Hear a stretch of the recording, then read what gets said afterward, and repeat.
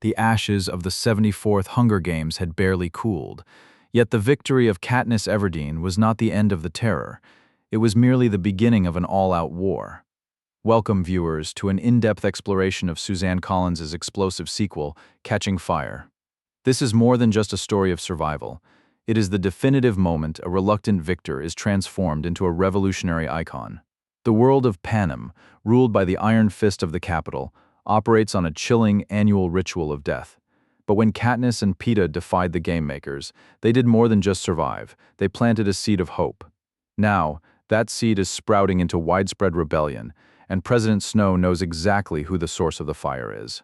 Catching Fire plunges us back into a dystopian landscape where every move is monitored, every word is a risk, and the only path to safety is through the fire of the arena once more. We will reveal the capital's cruelest twist, explore the deadly clockwork of the 75th Hunger Games, and witness the birth of the symbol that unified a nation, the Mockingjay. Get ready to navigate the alliances, betrayals, and ultimate sacrifice that sets the stage for Panem's final stand. This is the truth behind Catching Fire. Katniss Everdeen's life should have been a peaceful retirement in the victor's village of District 12, but peace is a luxury the capital cannot afford its perceived enemies. Having secured victory through a shared suicide pact, Katniss and Peeta's defiance has unintentionally become a spark. President Snow, the embodiment of Panem's ruthless control, arrives with a chilling warning. The districts are stirring, and Katniss is the unwitting face of their unrest. Her very existence is now a political weapon, forcing her to publicly maintain a desperate illusion of being madly in love with Peeta, to suppress the notion of insurrection. Every glance, every touch, every forced smile on the mandatory victory tour is a calculated act of submission to save the people she loves. The line between protecting her family and igniting a revolution is dangerously thin, and the capital is ready to crush the rising hope at any cost. The pressure from President Snow's veiled threats pushes Katniss to a breaking point. Her thoughts turn to the one true escape left, the wilderness. She contemplates fleeing District 12 with her family and her lifelong confidant, Gale Hawthorne. Gale, however, harbors a fire of his own, contrasting Katniss's protective instinct with a burning eagerness to fight back. As they weigh the impossible choice between survival and revolution, news of genuine uprisings in Districts 8 and 11 fuels a growing sense of urgency and forbidden hope. The capital's response is immediate and brutal, a massive influx of new, harsher peacekeepers and the literal electrification of the perimeter fence, tightening the capital's grip. The possibility of escape dwindles, forcing Katniss to confront the terrifying realization that running may no longer be an option. She may have to stand her ground.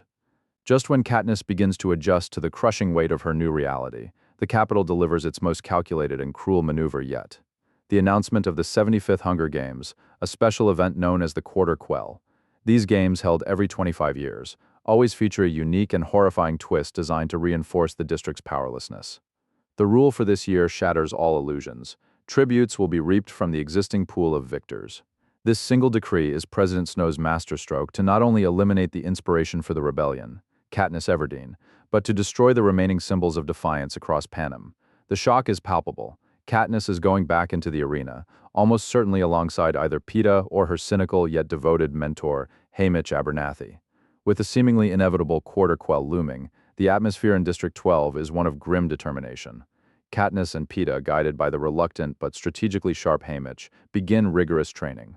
The stakes are higher than ever, and survival demands more than just brute strength. It requires intimate knowledge of past victors' strengths and weaknesses.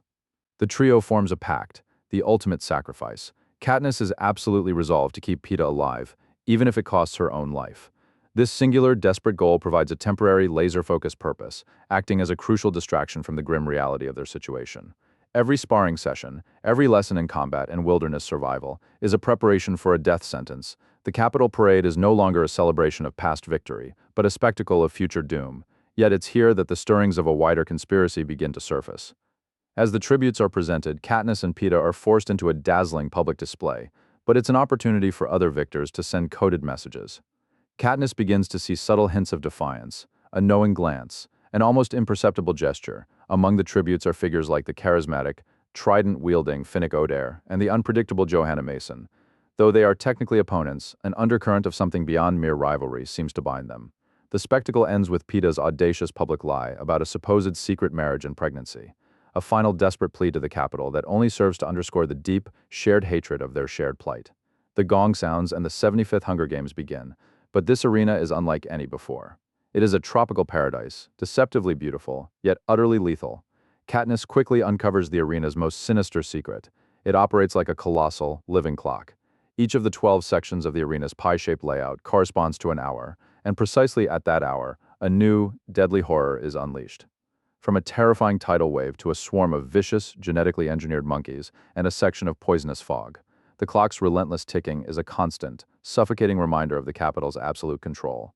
Survival hinges on understanding and anticipating the clock's cycle. Katniss, Peeta, and a growing circle of allies must now navigate this treacherous, timed environment, where a moment's delay can mean certain death. Taking a quick breather. If you're enjoying these insights, make sure to subscribe and hit that like button. It really helps the channel grow. I'd also love to hear your take on this summary so far, so drop a comment below. Now, let's get back to the book. In the face of the arena's clockwork dangers, the tributes are forced to forge uneasy alliances. Katniss and Peeta align themselves with the formidable Finnick Odair, the cynical Johanna Mason, and the brilliant technologically minded Beetee. But trust is a fragile, potentially fatal commodity. Johanna's aggressive outbursts and Beetee's mysterious strategic plans create a constant undercurrent of suspicion. As the alliance works together to survive a horrifying blood rain and navigate the deadly segments, hidden agendas begin to surface. Tensions peak. Who can be trusted when every tribute is a killer, and every action is driven by a deep-seated desire to survive? The true game, Katniss realizes, is not against the environment, but against the capital's power to make them destroy each other. The end of the games is orchestrated not by a victor's triumph, but by an act of spectacular defiance. Beetee, the technology expert, reveals a plan. Use a spool of wire to channel a lightning strike into the arena's massive external force field. The goal is to shatter the system, plunging the games into chaos. As the plan unfolds, it becomes clear that many tributes were not playing to win, but to protect Katniss. In a daring, desperate move, Katniss takes the wire and, as the lightning strikes, aims it directly at the force field. The resulting blinding explosion shatters the arena, ripping the capital's flawless system of control wide open. In that blinding flash of light, Katniss Everdeen is no longer just a tribute. She is the reluctant, fiery face of hope. The Mockingjay, the chaos following the explosion, is short-lived. Katniss is pulled from the wreckage by a hovercraft, not one from the capital, but from a secret resistance.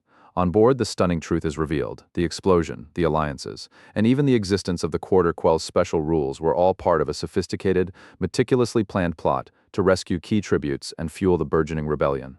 The architect of the plan, none other than Plutarch Heavensbee, the capital's own head game maker, who was a rebel leader operating in plain sight.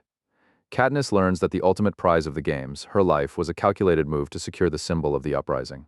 However, this revelation comes with a crushing price. Peeta has been captured by the capital.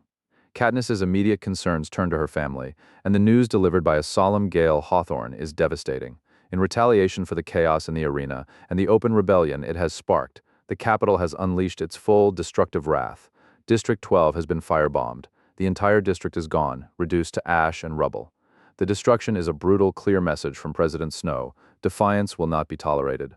Though Gale managed to evacuate her family and a small handful of others, the loss of her home is a crushing blow, a permanent scar left by the capital's tyranny. This act of war transforms the struggle from a fight for survival into a fight for revenge and for the soul of Panem. Catching Fire is a masterclass in exploring the dark heart of a totalitarian regime. The capital, under President Snow, employs psychological warfare and spectacle to maintain absolute control. The Quarter Quell is the ultimate symbol of this control, designed not for entertainment, but for the systematic crushing of hope. Yet the book brilliantly demonstrates the resilience of the human spirit. The themes of power and control are constantly challenged by individual and collective acts of resistance. Katniss's journey solidifies her role as the Mockingjay, the reluctant yet undeniable catalyst for change. The book challenges the reader to look beyond surface-level narratives and recognize the dangers of tyranny and the necessity of fighting for justice, no matter the cost. At the core of the uprising are the characters who embody its struggle. Katniss Everdeen transforms from a survivor to the Mockingjay, burdened by a role she never sought. Her resilience and courage are the flame of the rebellion. Peeta Mellark, the self-sacrificing ally, is used as leverage by the capital, his capture highlighting the ruthlessness of the antagonist. His strategic thinking, even in absence, remains a key plot element, and Haymitch Abernathy, the cynical mentor, sheds his mask of alcoholism and apathy to reveal his deep-seated commitment to the rebellion. His hidden motives and complex strategies prove him a pivotal operative, moving pieces on the board even as he appears drunk and detached. Their tangled destinies are the engine of the resistance. The narrative is propelled by its ingenious plot devices. The Quarter Quell serves as the perfect catalyst, forcing the characters into an inescapable conflict. The arena's clock is a terrifying metaphor for the capital's systemic, controlled violence, and the Mockingjay symbol itself is the emblem that transforms fear into unified action. By the book's end, the rebellion is no longer an underground whisper, it is a full-blown war. The capture of PETA and the destruction of District 12 set the final devastating stage for the conflict to come. Katniss and her allies are now irrevocably committed, realizing that the fight is bigger than survival. It is for the very freedom and justice of Panem. The best way to master a book is to share what you've learned. If you enjoyed this journey, please subscribe to the channel and give this video a like. Before you go, I'd love to hear from you. Leave a comment on this summary below, or suggest the next book we should read. Let's continue building this library together.